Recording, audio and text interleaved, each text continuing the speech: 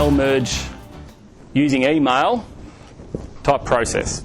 So we come into this screen, we stipulate our branch of interest, we can actually stipulate criteria for who we want to follow up. Now, just for the sake of the run-through, I've said everybody who owes me money, period 1 and above with money. You can see here if we don't have an email address filled in for the account with regards to follow-up for their overdue, it's going to come up in red. We won't be able to actually use that. We've just got a bunch of fields going on here in terms of current, last invoice date, payment date, average days to pay, sales for the last 3 months, 12 months. There'll be other things that are of interest to you. Just tell us what they are. It's just a data extract and a column on a screen.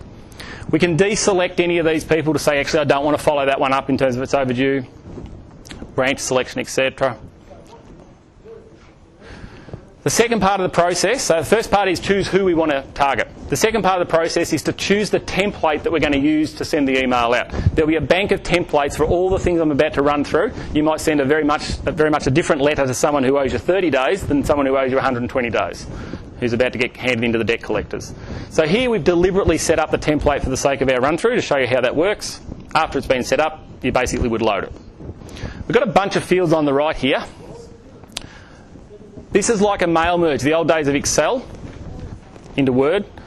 This is HTML too, guys, so any image support, fully online. So we've got a bunch of fields. We're going to insert those fields across into our template.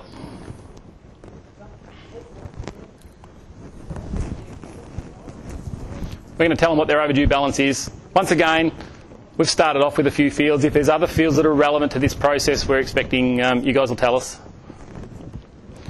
And I think I like to have happy people are green.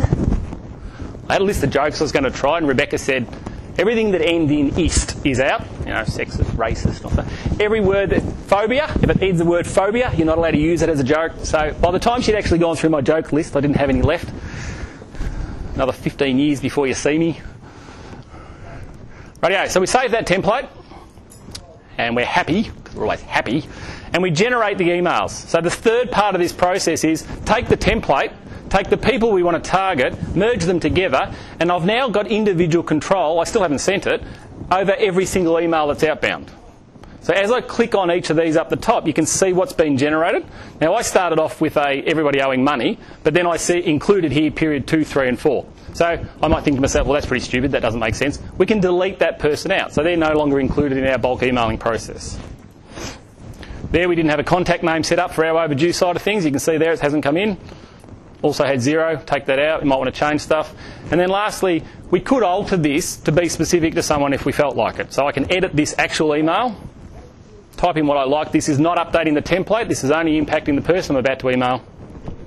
Tell him I'm going to drop in for a coffee. Coffee's good. The last step is we actually generate the emails. Now, that will go out to our bulk emailing screen.